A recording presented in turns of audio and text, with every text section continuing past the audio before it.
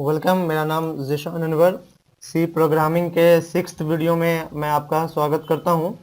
आखिरी के कुछ वीडियोस में आपने देखा कि हम किस तरीके से बहुत ही स्मॉल प्रोग्रामिंग को बनाते हैं और साथ ही साथ किस तरीके से आप स्कैन एफ फंक्शन के थ्रू यूज़र से इनपुट लेते हैं।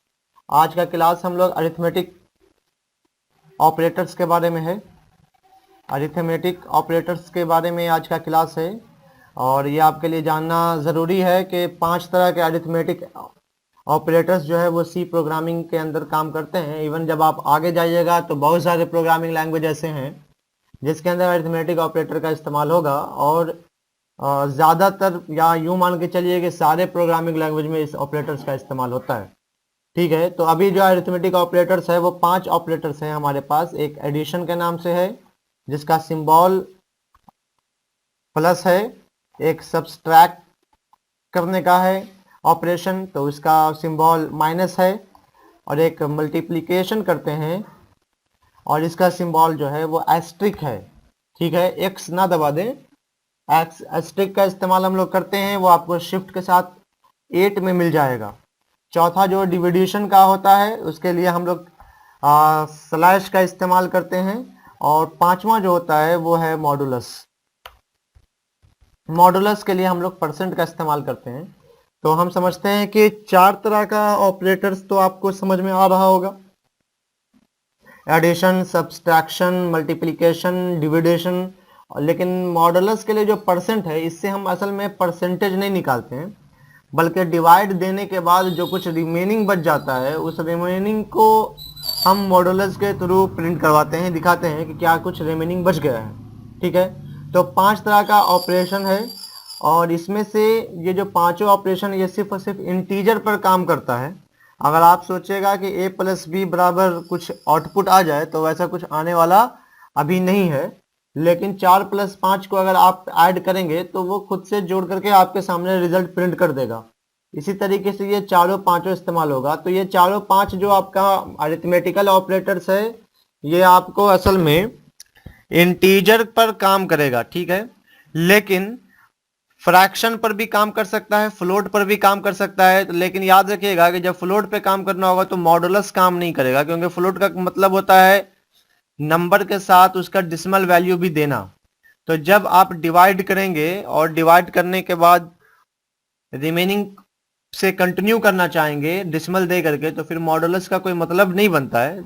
तो फ्लोट अगर इंटीजर टाइप, अगर आपका डेटा टाइप फ्लोट होता है तो उस पर 4 तरह के अरिथमेटिकल ऑपरेशन आप कर सकते हैं, लेकिन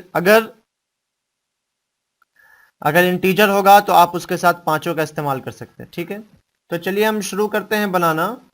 एक एमपीटी फाइल यहाँ ले लेते हैं और हम इसे सेव भी कर देते हैं अपने डेस्कटॉप पर ताकि हम इसे रन कर सकें। ठीक है, और यहाँ से हम लोग इंक्लूड करते हैं जिस तरीके से हम लोग इंक्लूड करते थे शुरू से, stdio। अभी हमको किसी दूसरे हेडर फाइल की ज़रूरत महसूस नहीं हुई है, आगे के प्रोग्रामिंग लैंग्वेज में हम लोग देखेंगे इसका इस्तेमाल करेंगे। मेन फंक्शन ओपन करते हैं और यहाँ से ब्रासेस देते हैं। तो दो तरह का इंटीजर हम लोग, दो तरह का वेरिएबल डिफाइन कर लेते हैं इंटीजर के लिए, ए और बी। दो वेरिएबल हमने डिफाइन कर लिया। यूजर से कहेंगे कि भाई एक काम करें कि आप दो इंटीजर यहाँ पुट करें, इंटर टू नंबर्स, कोई भी दो इंटीजर यहाँ पर पुट करें, और उसके बाद हम इसको स्कैनएफ के थ्रू इसका इनपुट ले लेते हैं। ठीक है, तो दो इंटीजर है तो %d और %d दो इंटीजर। ठीक है, और कॉमा देके आप %a और दूसरा इंटीजर जो जाएगा वो आप %b में आएगा, और इसको हम लोग टर्मिनेट कर देते हैं। ठीक है, तो यहाँ तक क्या हुआ कि हमारे सामने दो तरह का डिजिट आ गया, एक a में स्टोर हो जाएगा, दूसरा b में स्टोर हो जाएगा। अब हमको ये जो 5 तरह का एडिशन, ये जो 5 तरह का अरिथमेटिकल ऑपरेटर्स है इसका इस्तेमाल हम लोग करते हैं। ठीक है ना, चलिए शुरू करते हैं। तो एक का इस्तेमाल करते हैं printf, और जो रिजल्ट आएगा वो तो हमारा इंटीजर में आएगा, इसलिए %d दिखाइए, मतलब इंटीजर दिखाइए। क्या करने के बाद तो a वेरिएबल जो है इसको और +b वेरिएबल को आप ऐड कर दीजिए। तो जो भी यूजर ने a और b का वैल्यू डिफाइन करेगा उसके अकॉर्डिंगली ये a और b को ऐड करके यहाँ %d के अंदर डाल देगा। ठीक है, तो जो भी आएगा वो यहाँ पर शो करेगा। फिर हम दूसरा ले लेते हैं, थोड़ा हम इसी को कॉपी पेस्ट कर लेते हैं, टाइम ज्यादा आज हम आपका नहीं लेंगे।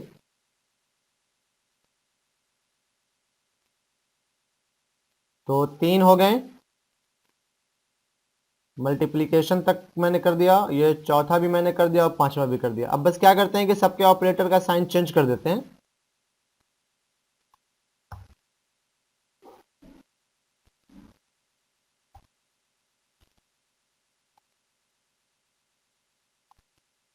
ठीक है, और अब क्या करेंगे हम कि अब हम रिटर्न कर देते हैं 0 को।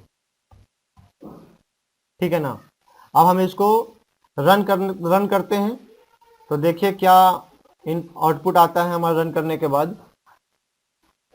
तो इंटर 2 नंबर्स आ गया आउटपुट। सबसे पहला प्रिंटफ इंटर 2 नंबर्स, तो 2 नंबर हम डाल देते हैं 10 और 2। ठीक है, तो 2 नंबर डाल दिया, तो 2 नंबर को स्कैन ऑफ करके इस दोनों के अंदर स्टोर कर लेगा, वेरिएबल ए के अंदर 10, वेरिएबल बी के अंदर 2, और फिर प्रिंट ऑफ कर देंगे हम लोग a + b, मतलब 12 पहला लाइन में आना चाहिए, दूसरे लाइन में 10 - 2 8 आना चाहिए, तीसरे लाइन में 20 आना चाहिए, यहाँ 5 आना चाहिए, और यहाँ पर आएगा 0, क्योंकि जब हम 10/2 करेंगे तो रिमाइंडर मेरे पास कुछ नहीं बचेगा। ठीक है, लेकिन हमने यहाँ पर एक गलती कर दी, यहाँ पर /n डाल देते हैं, वरना सारा नंबर एक साथ प्रिंट हो जाएगा, क्योंकि हमने यहाँ पर किसी भी तरह का नंबर को लाइन को न्यू लाइन बनाने का कमांड नहीं दिया है, तो हम यहाँ दे देते हैं इसको। ठीक, और फिर से हम इसको रन करते हैं। जैसे देख लीजिए इसको रन करके क्या होता है, तो 12802550 ये इसलिए यहाँ पर आ गया क्योंकि हमने कहीं पर कोई लाइन नहीं दिया था, अब दे दिया है। फिर से हम लोग इसे बिल्ड करके रन कर देते हैं, और अब उम्मीद है कि सही आएगा।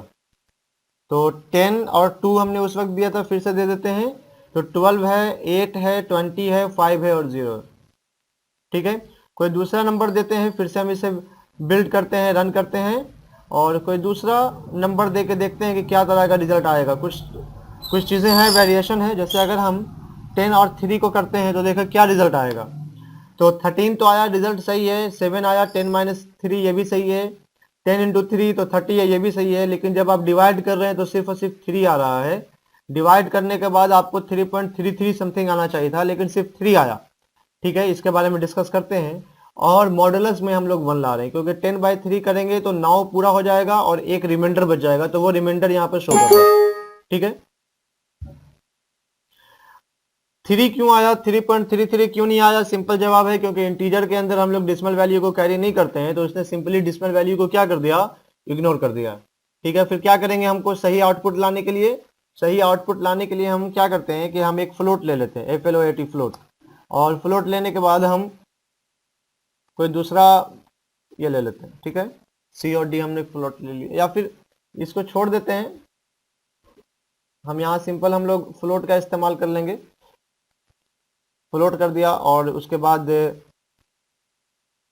फ्लोट ले लेते हैं इधर से, यहाँ भी सबको फ्लोट कर देते हैं कि इस बार जो आपका ऑपरेशन होगा वो फ्लोट के माध्यम से ऑपरेशन करना, इंटीजर नहीं आएगा, फ्लोट आएगा। ठीक है, तो अब हम जब इसे बिल्ड करेंगे तो देख लेंगे कि रिजल्ट क्या आया है। तो यहाँ पे मैंने आपको बताया था कि मॉडुलस जो है वो फ्लोट के साथ काम नहीं करता है, तो एक एरर आ गया, मैंने इसे दुरुस्त कर दिया अभी, और अब इसको रन कर दिया मैंने। तो इंटर 2 नंबर्स, तो हम कोई बड़ा नंबर भी ले सकते हैं, ऐसा बात नहीं है कि कोई छोटा नंबर लेंगे तो ही काम करेगा, हम कोई भी नंबर ले ले तो भी काम कर जाएगा। 982 ले लिया। ठीक है, तो ये देखिए ये उसका आंसर आ रहा है 1038.0000000 जो भी है, तो ये फ्लोट का के साथ है। तो इस तरीके से आप अपने मैथ में इसका इस्तेमाल कर सकते हैं, और जहां जहां पर आप वेरिएबल को डिफाइन करते हैं वहां वहां पर आप ऑपरेटर का डिफाइन कर सकते हैं। जैसे हो सकता है कि आप यहीं पर डायरेक्ट कर दें, ठीक है, या बाद में कर दें, या कहीं पर भी आप जैसे चाहे वैसे करें, कोई दिक्कत नहीं है। तो उम्मीद है कि आपको ये वीडियो समझ में आ गया होगा, अरिथमेटिकल ऑपरेटर का इस्तेमाल किस तरीके से करते हैं। तो अगर चैनल सब्सक्राइब नहीं किया है तो सब्सक्राइब करना नहीं भूलें, और आज तक के लिए शुक्रिया।